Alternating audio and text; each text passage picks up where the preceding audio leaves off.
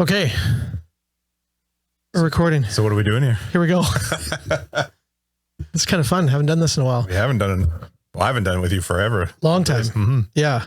What are we doing? So we're reawakening something.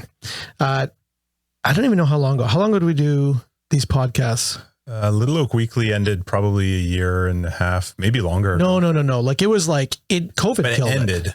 Did we run them? Did we not run them through COVID? COVID killed it. You were recording them still. Yeah, it's probably maybe a little bit into COVID, but COVID killed it. Could have been. So we were running them before. It was definitely before. So 2019 probably started actually. I actually want to say we started end of 2018, ran all the way through 19. Yeah, we ran for a long time. Yeah, because we did end up like 50 or 60 episodes, I think. Yep.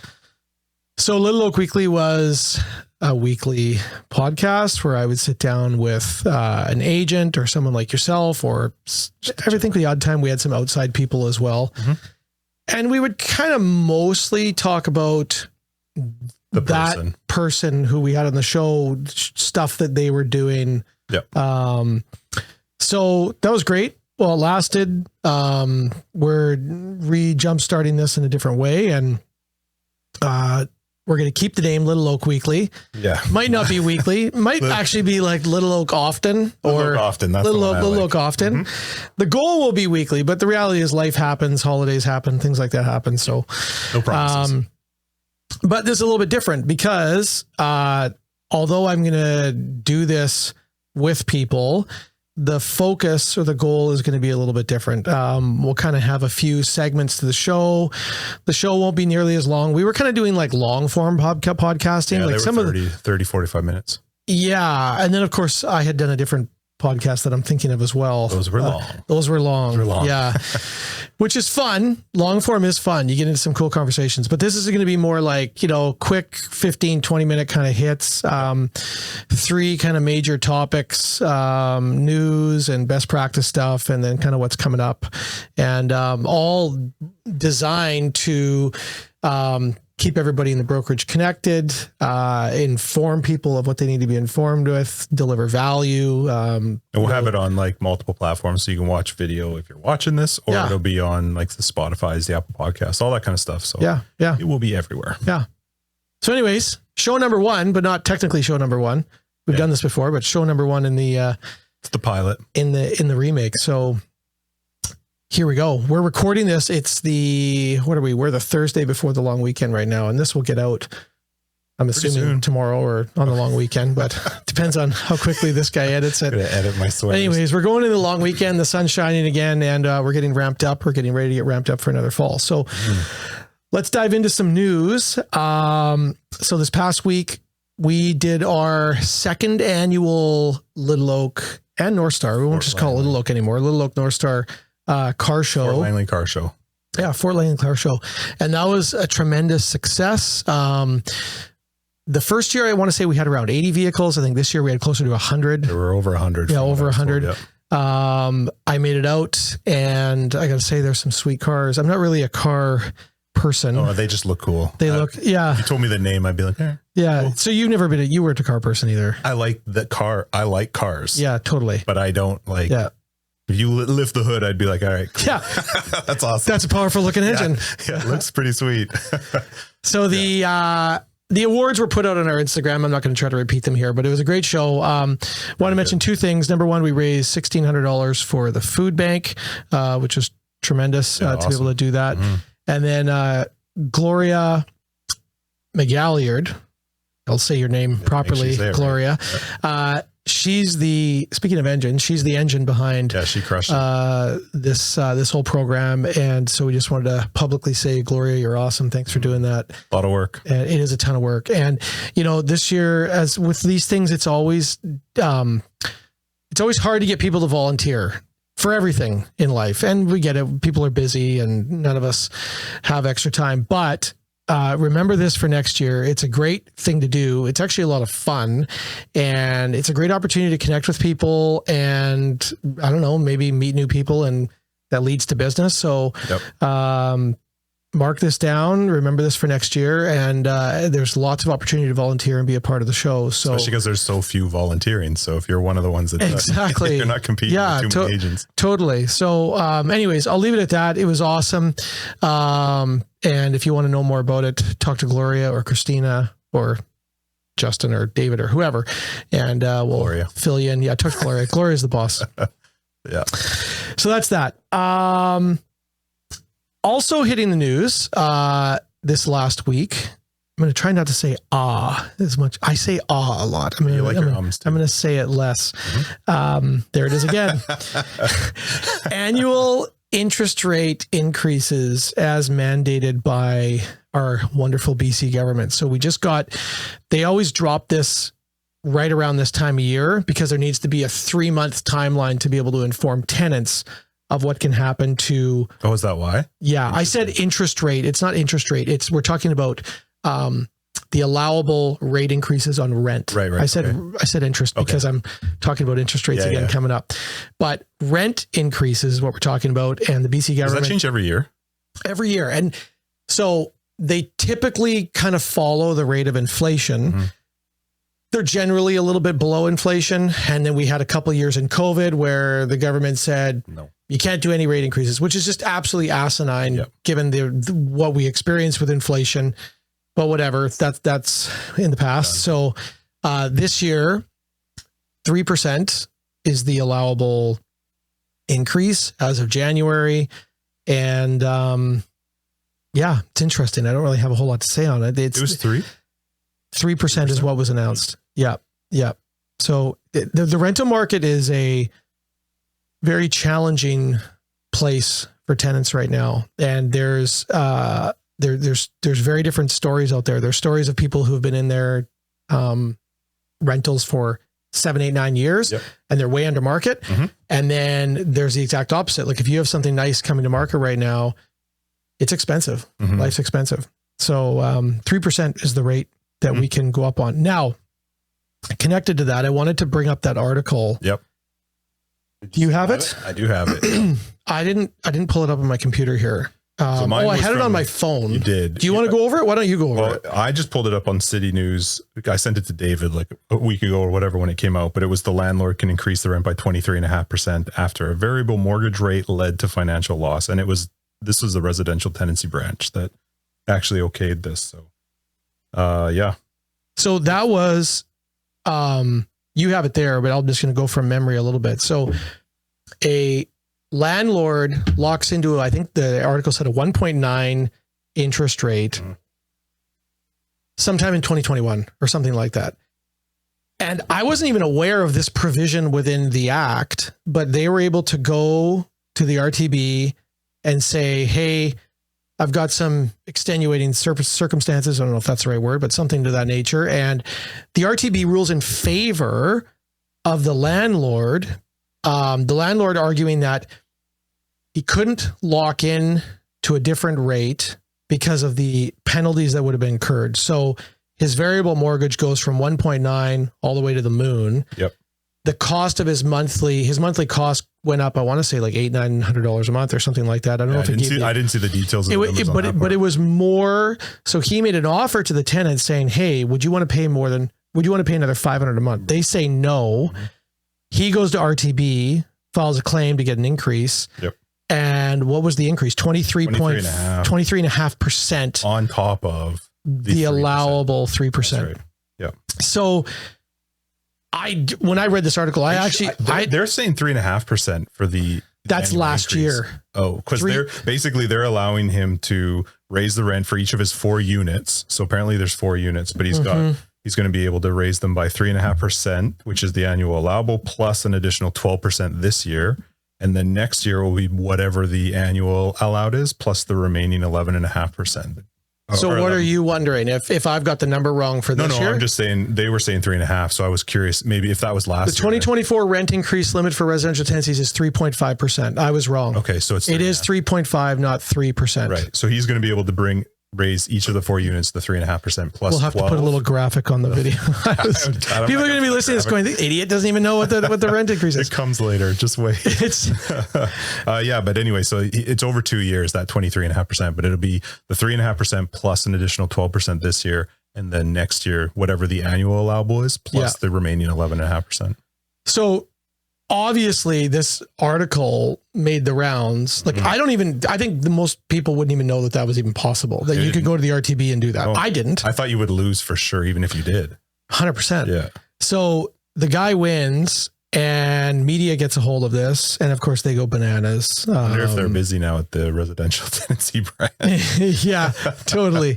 So I don't have I've not done the deep dive into what enabled this guy to get that ruling. I mean, there's clearly a lot of people out there with those types of mortgages that have increased drastically. You're obviously going to have, though, because his argument was he's always used variable and he would have never expected the rates to rise like they did. And the RTB said, that's fine. That's a reasonable argument. Well, and here's the thing. Nobody predicted the rates to rise the way they did. Mm-hmm. I can remember very clearly, even in 2022, when rates began to go up, people were not predicting that the benchmark rate was going to go from 0.5 to 5 or whatever it is. They were talking about, it'd probably go to 2, 2.5. Yep.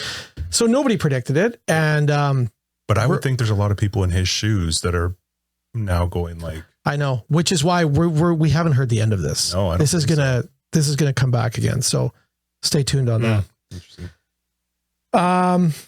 Okay, that's all I had for news. Now, related to tenancy still, I wanted to touch on the fact that we've just come through the last month where, again, having to do with tenancy laws, we went from landlords needing to give 2 months notice for landlord use, which also covers a situation where there's a sale and the new buyer wants to, live there. That went to 4 months. Everyone sets their hair on fire. For like 3 weeks or 2 weeks. Now it's back to 3 months, which is still a very, very long period of time. So, I'm bringing this up, this form that's always been there. There's always been the ability to have a mutual agreement to end tenancy. Right. It's part of the standard forms on the government website. I don't know how often. I hadn't heard of it until this year. Like you never knew anything about it. I hadn't even thought about the idea that it was there. Even in the past, like people may not know that I do have a license. I don't practice real estate very much anymore now that I'm doing what I do. But I remember having to get a tenant out for a seller years ago. And I had no idea that was an option. I think actually you helped me with that one, but it was dealing with I probably did everything by the book. Yeah, I'm sure you did everything by the book. It was a gross tenant. And trying to get them out of the house, but had no idea that I until this year when everything started going crazy with tenants, I did not know that was an option. Okay. So I've probably, because I've been a landlord for a long, long time too, I've been aware of this form forever. Mm-hmm. I've personally used it a handful of times. Even in the past? Even in the past. Recent? Absolutely. Okay. Because, even in the past, the timeline of having to wait 2 months never seemed that bad though, especially if you time it's not, but like, okay, I'll use an example. There was a scenario I had with a property of mine where I knew I wanted to sell it. The tenants were good. We could have gone through that regular process where put it on the market. Right. We go through the sale, get a deal, and, give the clause and away they go. But ultimately they were going to have to move. Mm-hmm. And so by going to them early, I said, hey guys, you're going to have to move. We can do this one of two ways. Either option A, which is that, or option B, you can move sooner. I will financially incentivize you to do so. Mm-hmm. Them doing that enables me to get in there, clean it up. Exactly. Renovate it, sell it vacant. I know it's going to sell for more money in that state. So it's a win-win for both parties. So that has always been there. I've done it. I know not a lot of other people have done it. I've coached clients on doing it before. It's totally above the board. There's nothing wrong with it. Now, though, with what was thought to be 4 month, now 3 month, I think we're going to see a drastic increase in this.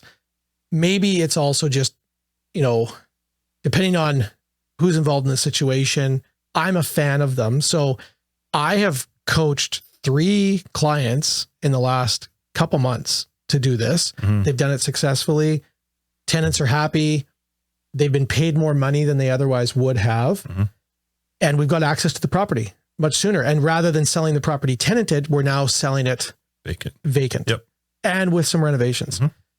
So that's interesting. I think that that's something that people should be aware of. If you don't have your head wrapped around it completely, I think you should chat with the Dan Langs or the Picket Fences of the world, get their take on it. There are good ways to do this and not good ways to do it. I have questions for you then based on how because you said you talked to people about it. How are you talking to your sellers with regards to how much they should be offering these tenants? Like, how are you figuring out that number? I'm not sure if I should give a disclaimer here. Yeah. Well, and I'm not saying like actually use whatever Andrew says. I'm just saying in general, like the seller's going to ask. Here's the general conversation. So, that in a regular sale, an owner's got to give 1 month free rent. Yep. Like at the very least. Mm-hmm. So let's just say rent is $2,000. Yep. Your baseline, your net number, your starting line is $2,000. You're paying $2,000. Mm-hmm. So my advice in that scenario is if you can get access earlier, and there's all kinds of like market things that would come into this. What's happening in the market? What's the timing? Could you get on in September opposed to having to wait till December or whatever? Yep. But in a scenario like that, I would be of the mindset, like it's worth thousands of dollars. Right. $4,000, $5,000, $6,000, $7,000. Like it depends on the condition of the unit and what you could get done. But it's worth a lot more than one might think, in my opinion. Mm-hmm. And in my experience, both personally with my clients, tenants have been happy to move for a very reasonable amount of money. Yeah. Because they know they're going to have to move anyway. Exactly. Yeah. So if they know, well, I'm going to get $2,000 and I'm going to have to move. And now you're offering me an extra. And you're offering me $4,000 or $5,000. Yep. Why wouldn't I take it? Sure. So and in most cases, you're probably they're only getting out like maybe a month and a half faster than they would have, right? Because if they were going to get 3 months. Well, I mean, it depends on the situation, but like are you trying to get them out like as soon as possible? I am. Yeah. I mean, like if we're doing this, we're doing it. Right. So, you have the conversation. Hey, here's what I'm thinking. Here's what I'm willing to offer. Think on it. Take a week, whatever. See what's available. See what you could go move it. I mean, you never know a person's circumstances. Mm-hmm. Maybe they're going to move back home with mom and dad. Yep. Like who knows? Take the cash and run. Mm-hmm. But I think I'm a proponent of this in an environment where an owner is getting much faster access to their property in exchange for money. Right. They're paying for it, but it's putting them in the position to be able to make decisions sooner. So what about for those sellers? Because I had this same issue. I refer everything out anyway now, but I was talking with Kurt about one. And what do you do though when the sellers they're mortgage tight? So they if they all of a sudden they don't have the rent income. That's right. Well, they're going to have a challenge no matter what. Right. So that to me is irrelevant. Like you're probably going to run, if you're selling a tenanted property. Yep. The percentage very is really easily, low. You're going to have 2 months of no rent. Yep. Very easily. Yep. And it could be more. Yep.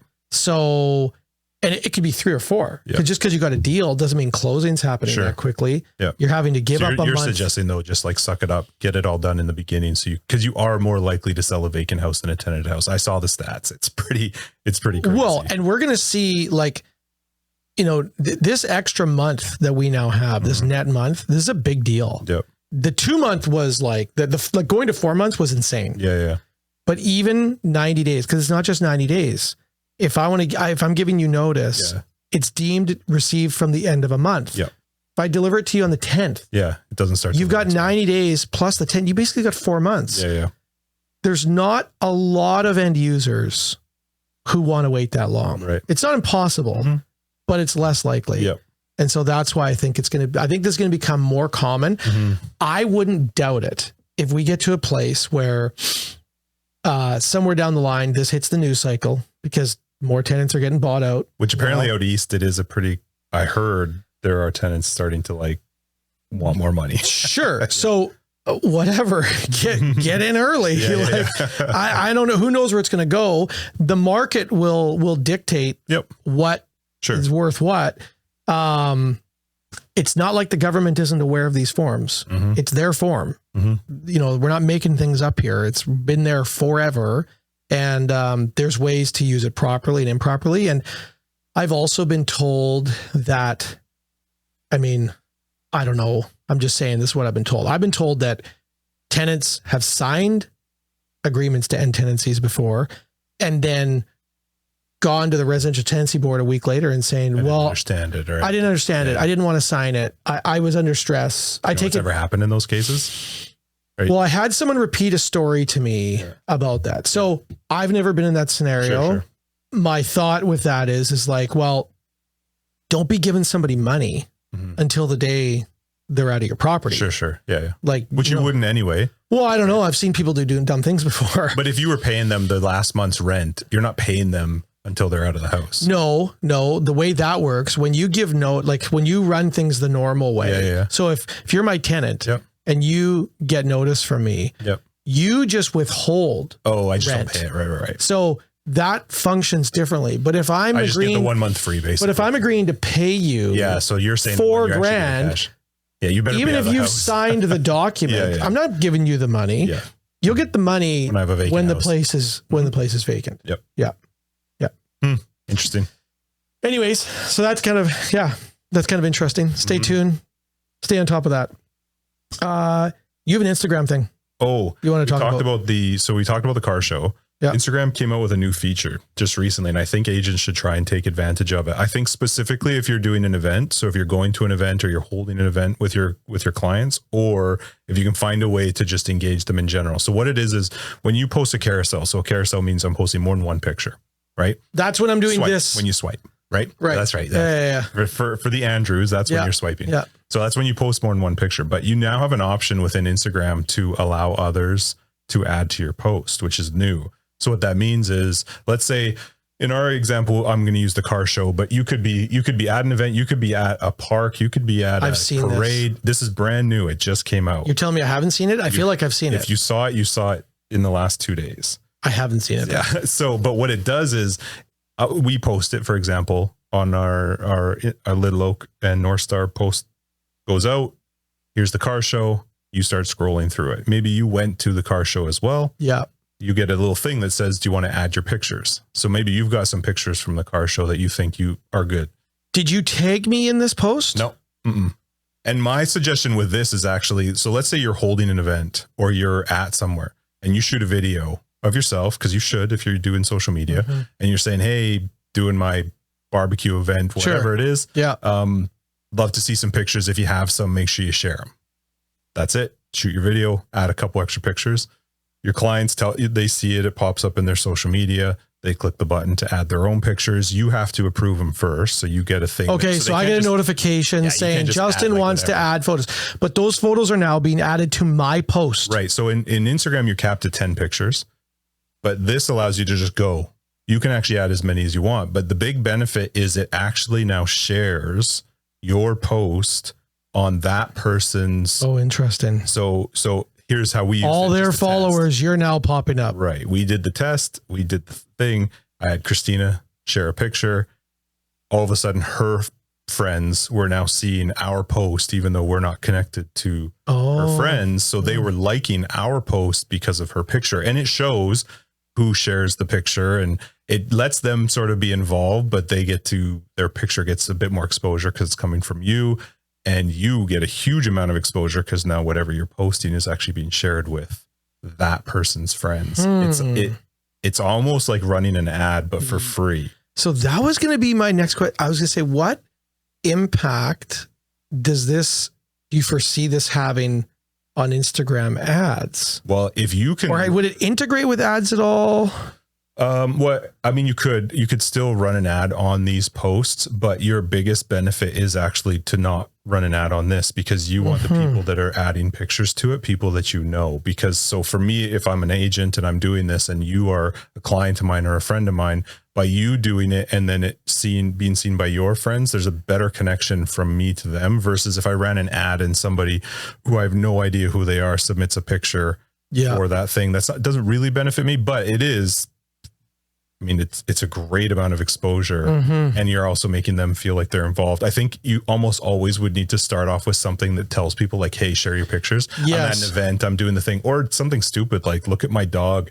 Let me see pictures of your dogs. You could literally do some very silly things. It'd be an unbelievable tool for a client party. Mm-hmm. Like if you're running a party, it's gonna be amazing. Yeah, totally. Because you literally tell people, hey, we're gonna be taking photos. I'm posting this. 'em. When you see it, you share it, add your photo. Yeah. And then again, you're just getting bigger exposure.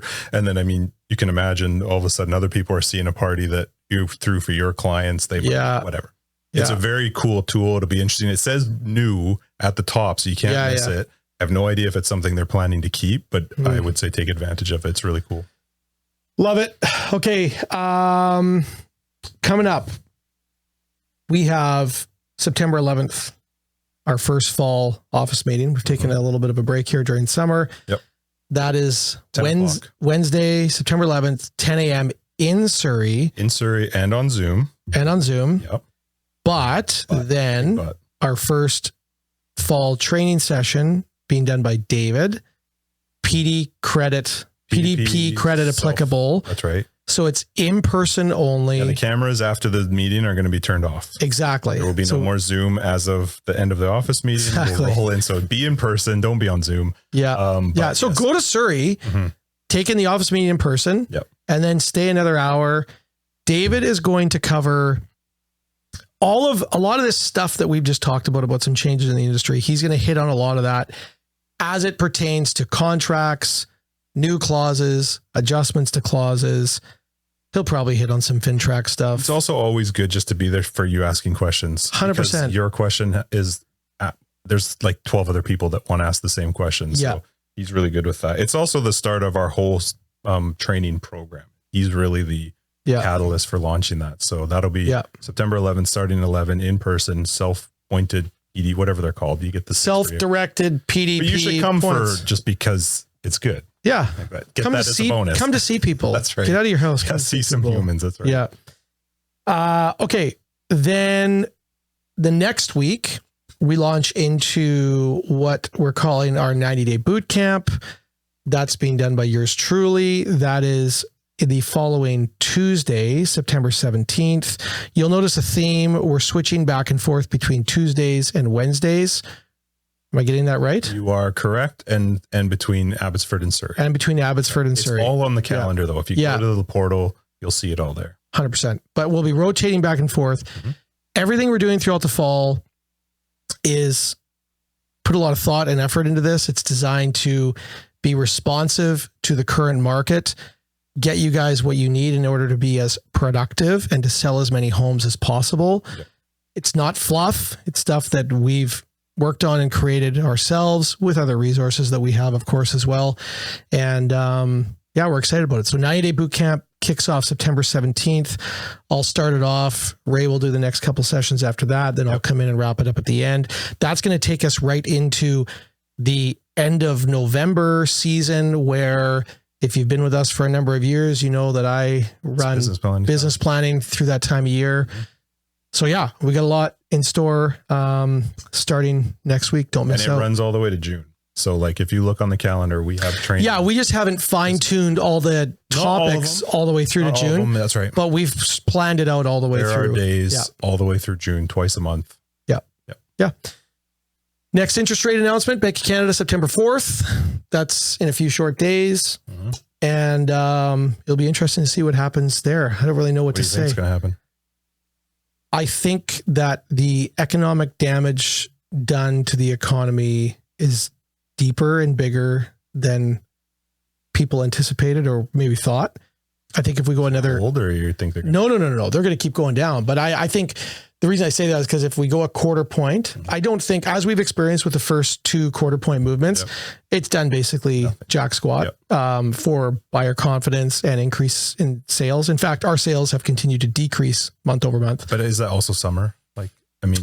No, but if you go in, so this year, I am 99% sure this is accurate. I could pull it up and fact check it. But if you go to March of this spring, we have decreased number of transactions month over month, every month since March. Wow. April was less. May was even less. June was less. I can't So, remember it's not normally like in my time in 21 years where that's ever happened. Sure. Starting in March, going all the way through a spring market where spring is typically, no matter what environment you're in, it's typically you bump up. Mm-hmm. So the damage has been done. There's lots of opinions out there that say that, you know, they've been saying this for a while now, that they increased too much. And now they're going to have to, in response to that, they're going to have to decrease faster than they would have liked or wanted. Mm-hmm. So I would say if I was betting money, it's going to be a quarter point. If I was making decisions for the economy, I would move it a half point. Do you think? But they're not going to have the courage to do that. So, because if they do that quickly, that is going to be contrary to everything that they've said to this point. Yep. And so then they'd have to face the questions, well, why are you doing this? Yeah. Then they'd have to say, well, because we screwed up. We went to, you know, and I know the Bank of Canada is supposed to be a totally nonpartisan, whatever. They're human, and humans still have egos and they want to be right. And, that's all. That's all I'll say about that. Thankfully, it's me in this seat. I'm not going to go off on a tangent. Yeah. So I want to say one more thing before we wrap up. We're going a little bit longer than I never know what it'll end up. Than we said we would. In light of the inventory levels, we have probably all noticed and seen an increase in subject to sale offers. And, you know, I know we don't like doing deals subject to sale. I'm not a fan of them, but they are a necessary evil in a higher inventory world. And we're definitely in. Yeah. And I can remember times in 2009, 10, 11. I mean, it almost felt like that was the only way to get a deal done. Yeah. So I wanted to remind all of you of a clause that we should be using. It's in our clauses, but it's clearly not baked in automatically. It's something you got to add. I'm going to read it out loud. So this is, if you are representing a buyer and you're subject to sale, this is a great protection clause for your buyer. And this came to my attention because one of our agents did a subject to sale deal and they didn't have this. And I'll get into why in a moment. It's good to have.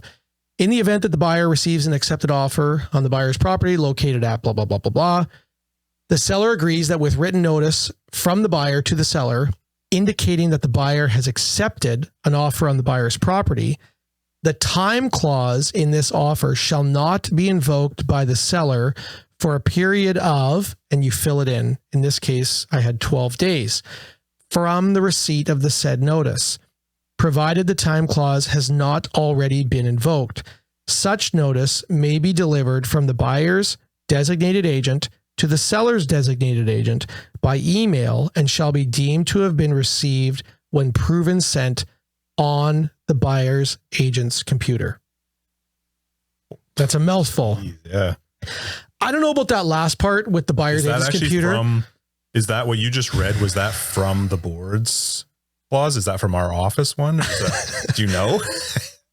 I used it and I am pretty certain that this is a David approved. This is definitely a David approved clause. If it was in our office ones, it came from originally, I don't know. But let me just put this in put it into plain English. What are you doing? Why are you using You're trying to buy a place subject to sale. Yep. As a buyer, you can be vulnerable in a couple circumstances. One circumstance being you've got this offer accepted subject to sale on this property you're trying to buy. Person comes along and tries to buy your home, right? Which is what you want. You want to get an offer on your property, but in and around that time, you're accepting an offer on your property. You get invoked. And if you get in a spot where you've accepted an offer on your home, and then you simultaneously get invoked, you could be screwed. Yes. You could be in a scenario where you've agreed to sell your place and now you've been invoked. Maybe it's a 48-hour clause. You can't remove in 48 hours, but you also can't get out. So the idea here is you've got the accepted offer. You're asking for a 12-day. You have this clause in the contract of the place you're buying that says you have a right to basically call timeout. It stops them from invoking the time clause. And all it takes is an email to do so. not even received. It just, I mean, well, your there was wording this is last thing, definitely shall be on deemed the to have been computer. received when proof been sent in the buyer's agent computer. I don't really know where that part came from. But I didn't doctor this clause. I took this right. And in the end, it's if they accepted it. Let's put it this way. I've seen a few different renditions of this clause.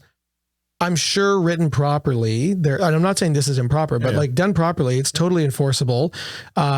Maybe we'll have David talk about this on September 11th. Yeah, on the 11th. But I would not be doing a subject to sale deal without some version of this clause. Right. How can you possibly, like, I remember back in the day before this, like, we never had a clause like this. Like, this is fairly new, right? Well, it's new within the last few years. I remember doing deals like, 2008, 2009, 10, whatever. Yep. And basically you're at the will of the other agent to not get screwed. You're calling them going, hey, I'm about to get a deal. Now, what do I need to do? I need to have the seller agree to either remove the ability to bump from the offer altogether. And what used to get done is people would say, okay, I'm taking out my subject to sale clause and I want to have a subject to confirmation of sale clause. The problem with that method is that involves the signature of the seller agreeing to that. You're altering the contract. This gives you the ability to protect yourself without the seller's consent. The seller has already consented to as long as you send this, and they've consented to the period of time. In this case, where I used it, it was actually 12 days, and that's all negotiable, right? In the moment. But you're not now scrambling to get a seller signature. And if you were scrambling to get a seller signature, what happens if that seller is now receives an offer and they're in a spot, they're like, oh crap, what do we do? We've got this offer. These guys are asking for this. We could also invoke them because this is better for us. And that's where you might be screwed as a buyer. So you're working for the seller. Are you changing anything on that? If I'm working for the seller, I have no problem with this. This is, well, I mean, it depends on the circumstances. And this time it was 12 days. It might be shorter, it might be longer. I don't have an issue with it. Maybe there would be some certain circumstances where I would. And so, I mean, everything has to be agreed to, but in a market like this, but if I'm repping a seller and I'm recommending that they accept a subject to sale offer, I'm only doing that in a situation where I have a lot of confidence in that agent and in that property selling. So if I've done my job and I've vetted the situation and I know what that property is priced at and I feel good about it selling, I do not have an issue with this clause. Right. Make sense? Yep. No, it does. I like it. We got through it. We did it. Is it hot in here? I was really warm. I was like halfway through. I'm like, oh no, I think I might start sweating. We turned the lights off. I know. Yeah. Okay, there we go. Sweet. Episode 1. It's coming out when? Oh, often. This weekend. Oh. No. Yeah, I'll probably have it at some time. But I don't actually know. I got to like re-up all the stuff for the sides. Little Oak Weekly, also known as Little Oak Often. Stay tuned. We'll do this again. Thanks for joining us. It'll be other people. He will be in it. He always fights. He'll be in it. But we'll have other people. Yeah. Sweet. Okay. Thanks, man.